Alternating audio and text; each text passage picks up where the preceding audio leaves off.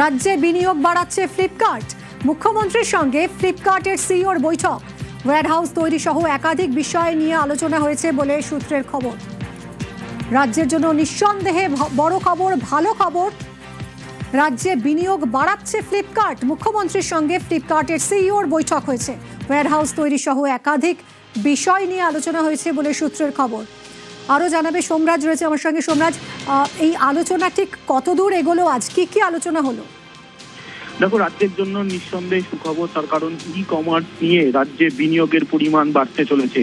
তার কারণ ফ্লিপকার্টের সিইও কল্যাণ কৃষ্ণমূর্তি মুখ্যমন্ত্রী শুভেন্দু অধিকারীর সঙ্গে আজ নবান্নে বৈঠক করলেন এবং সেই বৈঠকে মূলত ই কমার্স নিয়ে বিনিয়োগের পরিমাণ বাড়াতে চাইছে এ রাজ্যে ফ্লিপকার্ট এবং তা নিয়ে মনে করা হচ্ছে মুখ্যমন্ত্রী শুভেন্দু অধিকারীর সঙ্গে দীর্ঘ সাক্ষাৎ হয়েছে ফ্লিপকার্টের।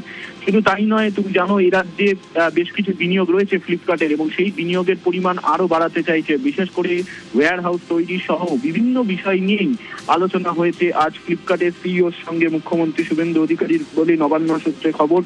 ইতিমধ্যেই ফ্লিপকার্টের তরফে রাজ্যে বিনিয়োগের পরিমাণ বাড়ানোর আগ্রহ প্রকাশ করা হয়েছে মুখ্যমন্ত্রী শুভেন্দু অধিকারীর কাছে বলেই নবান্ন সূত্রে খবর। শুধু তাই নয়, যেটা জানা যাচ্ছে যে ই কমার্স নিয়ে রাজ্যে বিনিয়োগের জন্য ইতিমধ্যে বেশ কিছু পরিকল্পনাও নিয়েছে ফ্লিপকার্ট কর্তৃপক্ষ। সেই পরিকল্পনার কথাও মুখ্যমন্ত্রী শুভেন্দু অধিকারীকে জানিয়েছে ফ্লিপকার্ট। তুমি জানো যে রাজ্যে বিনিয়োগের জন্য ইতিমধ্যেই একাধিক শিল্পপতিরা, একাধিক বিনিয়োগকারীরা মুখ্যমন্ত্রী শুভেন্দু অধিকারীর সঙ্গে বৈঠক করেছেন। চলতি সপ্তাহেই একটি স্টিল প্ল্যান্টের শিলান্যাসও মুখ্যমন্ত্রী শুভেন্দু অধিকারী করতে চলেছেন। কিন্তু তার আগেই এবার ই কমার্সে রাজ্যে বিনিয়োগ হতে চলেছে। নিঃসন্দেহে রাজ্যের পক্ষে সুখবর। ই কমার্সে বিনিয়োগ নিয়ে নিঃসন্দেহে একটা সুখবরের বার্তা আজ নবান্নে মুখ্যমন্ত্রী শুভেন্দু অধিকারীর সঙ্গে দীর্ঘক্ষণ বৈঠক হয়েছে বলেই নবান্ন সূত্রে খবর। অনেক ধন্যবাদ সোমরাজ।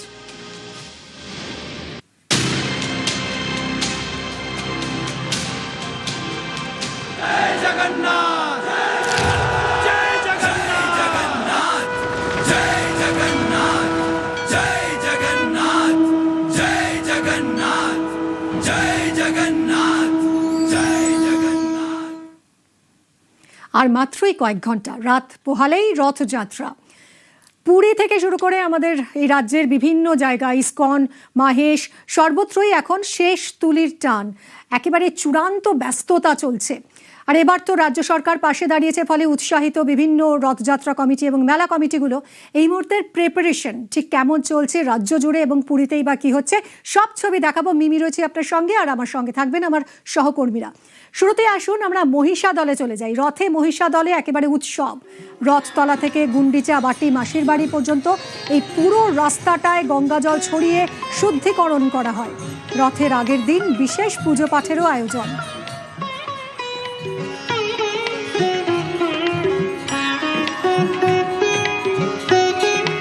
সুজিত আমার সঙ্গে সরাসরি রয়েছেন। সুজিত, একটু যদি আমাদের ছবিটা বলো, এই মুহূর্তে কি চলছে, কি আয়োজন? দেখো, প্রথা মেনে 250 বছরের প্রথা মেনে মহিষা দলে কিন্তু আজ অর্থাৎ আগামীকাল যেখানে রাত পোহালেই রথযাত্রা মহা ধুমধাম, তার ঠিক আগেই আজকে দেখা গেল কি ছবি, যে ছবি গত 250 বছর ধরে দেখা যায়, সেটা হলো রশি পুজো। অর্থাৎ রথে রশি বাঁধা হয়, তাকে পুজো করা হয়। সেই পুজো পাঠের ছবি আমরা দেখাচ্ছি। বৃষ্টি এসেছিল, কিন্তু বৃষ্টিও উৎসাহে খামতি আনতে পারেনি বলা যায় দর্শকদের, স্থানীয় মানুষদের। কারণ এই দিনটার জন্য অপেক্ষায় থাকেন মানুষ। এই যে রথ সড়ক, যেখানে গঙ্গাজল ছিটিয়ে শুদ্ধিকরণ করা হচ্ছে, যেখানে পুজো পাঠ হচ্ছে, রাজ পরিবারের মানুষজন আছেন মহিষা দলের মানুষ, দূর দূরান্ত থেকে মানুষ আজও কিন্তু মিমি পৌঁছে গিয়েছেন। কেন এসেছেন? মহিষাদল রাজ পরিবারের এই রথ, 250 বছরের রথ, যেখানে প্রথা মেনে আগামীকাল টানা হবে, কিন্তু আজ থেকে রশি পুজো, লেথ পুজো এবং সেই যে পুজোর প্রসাদ পাওয়া, সবটাই কিন্তু মানুষের উৎসাহ লক্ষ্য করা যায় সব কিছুকে ঘিরে। এবং মিমি, এই যে আজকের আনন্দ অনুষ্ঠান শুরু হয়ে গেল, কাউন্টডাউন শুরু হয়ে গেল, সেখানে রাজ পরিবারের বর্তমান বংশধররা থাকলেন মহিষা দলের মানুষজন, থাকলেন ভিন জেলা থেকে আসা মানুষজন। এই অনুষ্ঠান প্রতি বছর হয়, প্রতি বছর দেখে আসেন। মানুষ সামিল হন, কিন্তু কিছুতেই পূরণ হয় না এই প্রথা। তার কারণে একদমই সুজিত, রাত মানুষ পোহালি রথ, হাজির হন। আর তার ঠিক একদিন আগেই আজ রথের রশি পুজো পাঠ ঘিরে একেবারে উৎসবের ছবি মহিষাদলে। খুব ভালো হয়েছে, প্রস্তুতি খুব ভালো হয়েছে, মানুষের প্রচুর উদ্যম আছে রথযাত্রা নিয়ে, আশা করি খুব ভালো হবে। 250 বছর পদার্পণ করলো। এই রথের বৈশিষ্ট্য হচ্ছে প্রথম থেকেই মদন গোপালের রথ, জগন্নাথ যান, বলরাম সুভদ্রা যান না, তাই আমাদের এখানে স্নান যাত্রা হয় না। পুরোনো প্রথা চলে আসছে পালকি করে আসা, বাকি অনেক পুরোনো প্রথা ছিল সেগুলো আর এখন নেই। যেমন কামান দাগা হতো, কামান দাগা প্রশাসনিক তরফ থেকে বন্ধ হয়ে গেছে, আমি দেখেছি। এখন এই পালকি করে এসে কাছে স্পর্শ করলে তারপর রথ চলে। আমরা সবাই স্টেক হোল্ডার সব সঙ্গে মিটিং করে নিয়েছি, সেফটি সিকিউরিটি এবং যে আছে রথযাত্রা के अरेंजमेंट प्रॉपर्ली था, सब अरेंजमेंट इन प्लेस আছে। আশা করি কি মতলব সাকসেসফুলি আমরা রথযাত্রা সফল করতে পারবো। মহিষাদল থেকে শুরু করে দীঘা, তারপরে মেচেদা, নন্দীগ্রাম আর তমলুক 5 জায়গা আমাদের যে আছে রথযাত্রা হবে।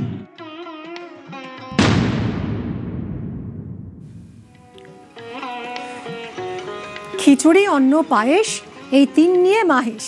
এবার 600তম বর্ষে মাহেশের রথ। কিরকম তার প্রস্তুতি চলছে? রানা রয়েছে আমার সঙ্গে, আমার সহকর্মী জানাবেন ছবিটা। রানা,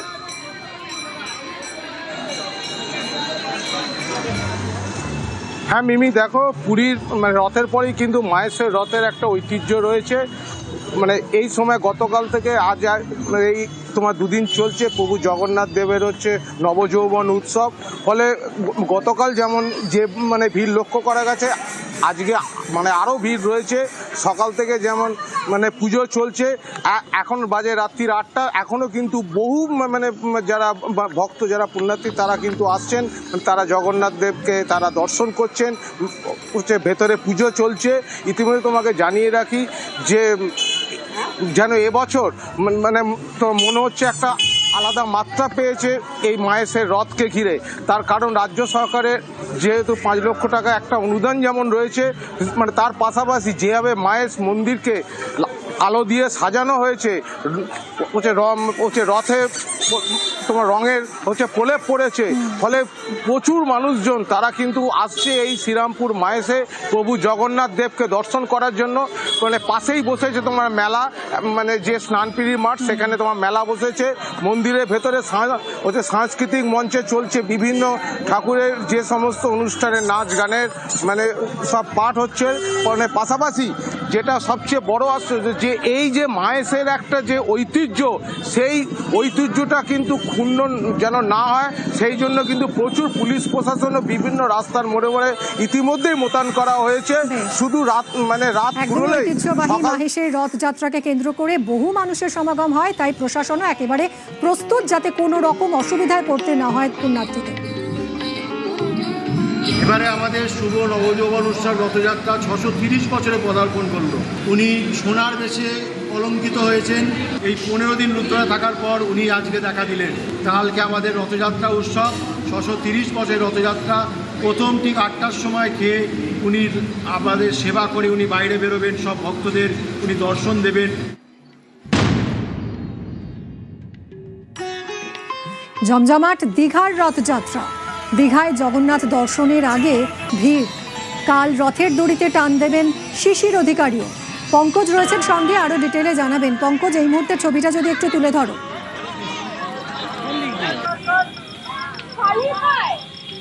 দেখো, যেখানে আজ কিন্তু যেখানে রাত পোহালেই রথযাত্রা, পবিত্র রথযাত্রা, তার আগে রাত অর্থাৎ আজকে রাতেই কিন্তু যেখানে গোটা মন্দির চত্বর অর্থাৎ দীঘা সৈকত সরণি দীঘা মন্দির চত্বর সহ রাস্তাঘাট একেবারে আলোক রোশনাই কিন্তু সেজে উঠেছে।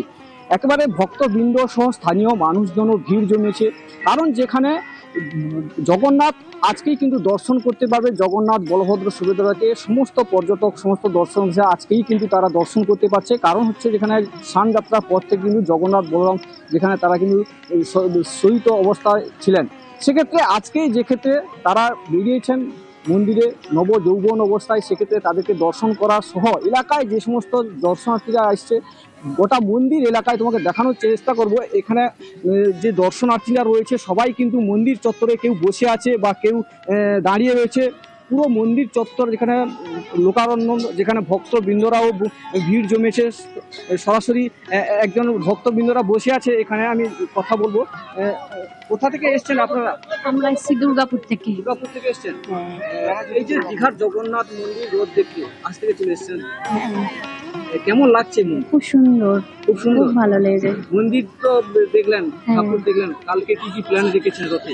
কালকে আর অ্যাকচুয়ালি আমরা চলে যাচ্ছি, থাকছি না সকালে। দেখো একেবারে নিমিষ পুরো যেখানে মন্দির চত্বর এলাকার সবাই দর্শনার্থী সহ পর্যটকেরাও কিন্তু রয়েছে মন্দির চত্বর এলাকায়। আলোক রোশনায় যেখানে আগামীকাল যেখানে পর্যটন ক্ষেত্র, যেখানে সৈকত সরণি দীঘায় রথে রশ্মি টানবে প্রাক্তন অর্থাৎ বর্ষিয়ান জননেতা তথা প্রাক্তন সাংসদ এবং কেন্দ্রীয় মন্ত্রী প্রাক্তন শিশির অধিকারী সেই উদ্বোধন করবে। আর এই বছর দীঘার জগন্নাথ ধামের যে রথযাত্রা দ্বিতীয় বর্ষে পদার্পণ করছে। সব মিলিয়ে সৈকত সরণি দীঘা একেবারে জমজমাট, একেবারে রথযাত্রা সাজো সাজো রব এখন দীঘার জগন্নাথ মন্দিরে।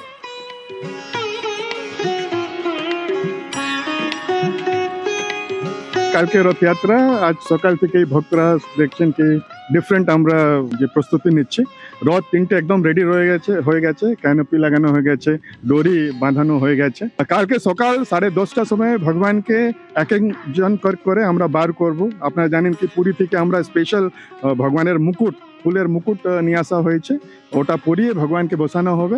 আবার কালকে সন্ধ্যে 3টের সময় মাননীয় শ্রী শিশির অধিকারীজি উনি আসবেন, উদ্বোধন হবে, তারপরে রথযাত্রা শুরু হয়ে যাবে। সেজে উঠেছে হুগলির গুপ্তিপাড়ার রথ। 286 বছরের পুরনো গুপ্তিপাড়ার রথযাত্রা। 36 ফিটের রথে চেপে মাসির বাড়ি যাবেন জগন্নাথ, তারই প্রস্তুতি চলছে এখন। সোমনাথ রয়েছেন সঙ্গে, আরো জানাবে সোমনাথ। হ্যাঁ দেখো, এই 286 বছরের এই প্রাচীন এই গুপ্তিপাড়ার রথ, এই রথ দেখতে বহু দূর দূরান্ত থেকে মানুষ আসে, যেমন এই হুগলি জেলার বাইরে থেকেও মানুষজন আসে দেখতে, রথ দেখতে। প্রশাসনিক ব্যবস্থা রয়েছে, কড়া নিরাপত্তা রয়েছে, সিসিটিভি ক্যামেরা দিয়ে ঘিরে রেখেছে এলাকা, এবং ড্রোন দিয়ে আজ থেকে ড্রোন উড়িয়ে দেখা হচ্ছে নিরাপত্তার দিকে। পুলিশ প্রশাসন, এসপি আসে রথ যেখান থেকে রথ টানা হবে সেই সব জায়গা ঘুরে দেখেন। এবং যে রাস্তা রয়েছে, এবারে রাজ্য সরকার 5 লক্ষ টাকা অনুদান দিয়েছে, সেই 5 লক্ষ টাকা অনুদানে যে রাস্তা রয়েছে সেই রাস্তা এবং যে রথ, সেই রথ এবারে নতুন করে সাজানো হচ্ছে। যে রথ নতুন করে রং কলকা করে নতুন করে সাজিয়ে সেই রথ যে রাস্তা দিয়ে যাবে সেই রাস্তা সংস্কারে কাজ করা হয়েছে। এবং এই যে 5 লক্ষ টাকা অনুদান পেয়েছে যে ট্রাস্টি রয়েছে, সেই ট্রাস্টি সব মিলিয়ে এখন একেবারে শেষ মুহূর্তের প্রস্তুতি চলছে। কালকে আমি নিজে থাকবো ময়দানে, ওখানে ক্যাম্প করা হয়েছে, সমস্ত জায়গায় ক্যাম্প করা হয়েছে। কোনো সমস্যা আশা করি হবে না। প্রশাসনের তৎপরতা ভীষণ ভালো। প্রশাসন দেখুন এখন আইনের শাসন চলছে, শাসকের আইন নয়। ন্যাচারালি তাদের তৎপরতা থাকবে, তারা তাদের মতো করে কাজ করবে, আমরা আমাদের মতো করে কাজ করবো। মানুষের ভীষণ ঢল হবে। আর গুপ্তিপাড়া রথে হয় বিশেষ করে ভান্ডার লুট, ওটা নাম করা একদম, আপনারাও জানেন ইতিহাস খ্যাত ভান্ডার লুট। সেই ভান্ডার লুটটা হবে 23 তারিখে। তো যার কারণে আমরা খুব সন্তর্পণে কাজ করছি, যাতে কোনো ঝামেলা না হয়, কেউ যাতে পদপিষ্ট না হয়, কারো যাতে কোনো সমস্যা না হয়, সাবকাশন না হয়, এসবগুলো আমরা খুব চেষ্টা করছি।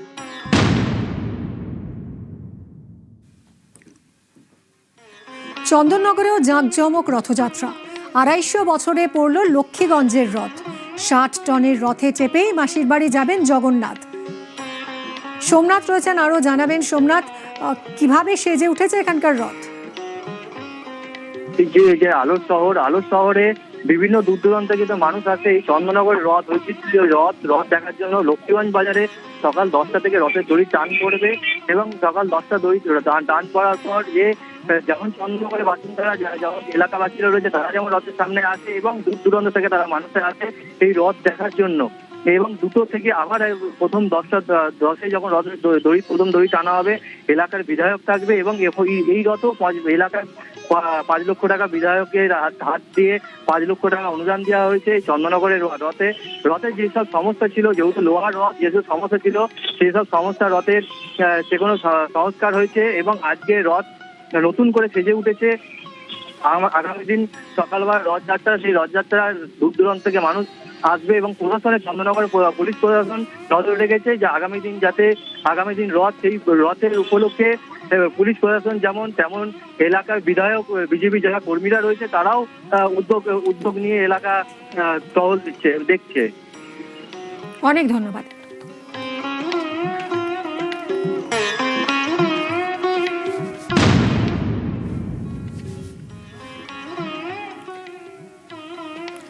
মণিবাইজির হাত ধরে রথের দড়িতে টান, এবারের রথেও জমজমাট পুরুলিয়া।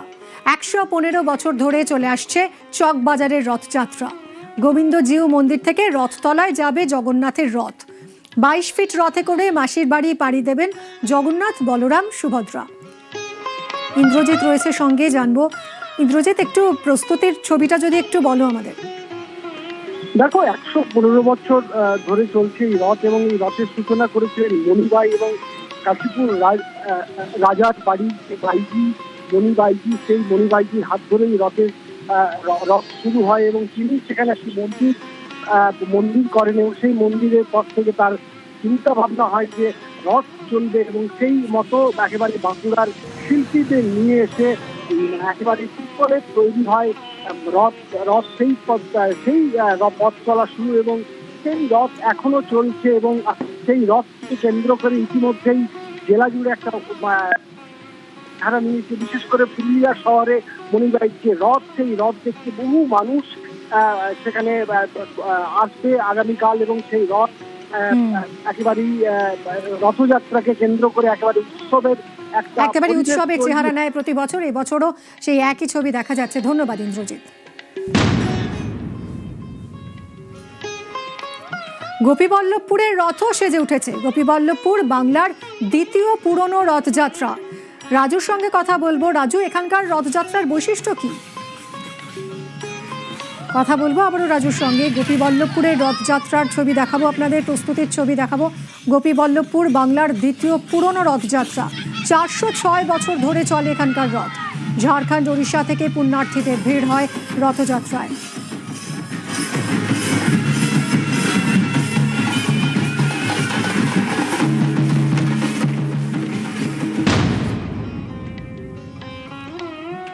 রথে জমজমাট তপনের রাধা গোবিন্দের মন্দিরে আসছে এবার স্পেনের একটি প্রতিনিধি দল। 7 দিন ধরে চলবে রথযাত্রা অনুষ্ঠান। সকালে পুজো, বিকেলে মাসির বাড়ি পাড়ি দেবেন জগন্নাথ, বলরাম, সুভদ্রা।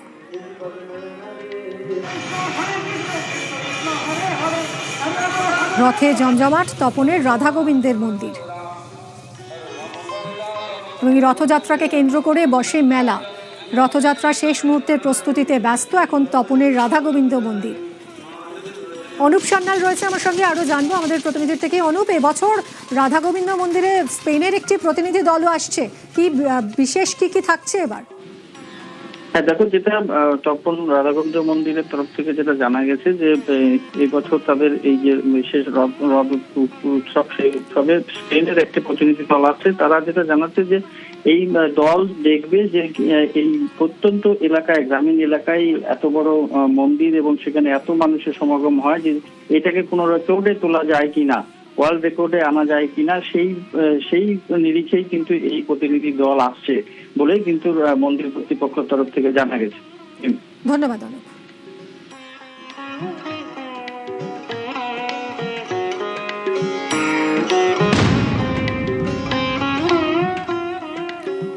জলপাইগুড়ির ইস্কনেও জমজমাট রথ। শাল, সেগুন কাঠ দিয়ে তৈরি হয় ইস্কনের রথ। প্রত্যেক বছর এই রথযাত্রায় নজর কাড়ে ইস্কনের রথ। শান্তনু রয়েছে সঙ্গে, আরো জানাবে শান্তনু। ইস্কন কর্তৃপক্ষ এবার যে আয়োজনটা করছে, তারা একটি নতুন করে রথ নির্মাণ করেছে। তার জন্য বাছাই করা শাল কাঠ এবং সেগুন কাঠ দিয়ে রথটি তৈরি করা হয়েছে এবং মেদিনীপুরের শিল্পীদেরকে এনে তারা গত 1 মাস ধরে এই রথটি নির্মাণ করিয়েছে এবং এই রথটি হচ্ছে জলপাইগুড়ির এবছরের রথযাত্রা অন্যতম আকর্ষণ।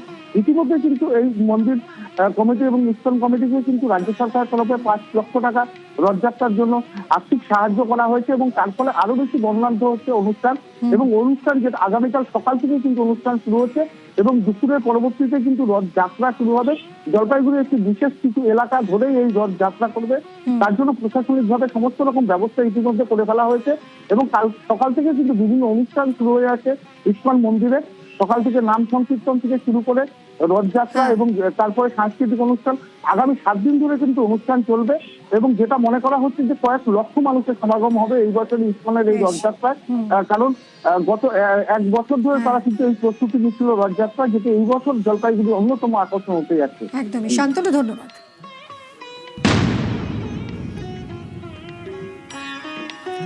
বীরভূমের তারাপীঠে জাঁকজমক রথযাত্রা। রথযাত্রা উপলক্ষে একাধিক আকর্ষণ থাকে, মেডিকেল ক্যাম্পের পরিষেবারও ব্যবস্থা করা হয়েছে। বীরভূম জেলার অন্যতম পীঠস্থান তারাপীঠ, সেই তারাপীঠে এবারে রথযাত্রা ঘিরে একাধিক নতুন আকর্ষণ থাকছে। কি কি থাকছে আয়োজন আমরা জানবো। অক্ষয় রয়েছে সঙ্গে। অক্ষয়, দেখো, তোমাকে জানিয়ে রাখি, দেশ জুড়ে রথযাত্রা অন্যান্য জায়গায় যেরকম হয়, তবে তারাপীঠের রথযাত্রা একটু ভিন্ন। মা তারাকে স্বয়ং রথে চাপানো হয়, তারপর গোটা তারাপীঠ পরিক্রমা করা হয় তারাপীঠ এলাকা জুড়ে। এবং এই দৃশ্য দেখার জন্য রাজ্য তথা দেশের বিভিন্ন প্রান্ত থেকে মানুষ ভিড় করেন এই রথযাত্রা দেখার জন্য। তো সেই রথযাত্রাকে কেন্দ্র করে তারাপীঠে প্রস্তুতি শুরু হয়েছে। মন্দির কমিটির তরফ থেকে বিশেষ ব্যবস্থা গ্রহণ করা হয়েছে। যারা রথের দড়ি টানবেন তাদের জন্য বিশেষ প্রসাদের ব্যবস্থা গ্রহণ করা হয়েছে, পাশাপাশি নিরাপত্তার চাদরে মুড়ে ফেলা হয়েছে এবং দর্শনার্থীরা যাতে মা তারা দর্শন করতে পারেন এবং রথের দড়ি টানতে পারেন সেই জন্য মন্দির কমিটি বিশেষ ব্যবস্থা গ্রহণ করছে। ধন্যবাদ অক্ষয়।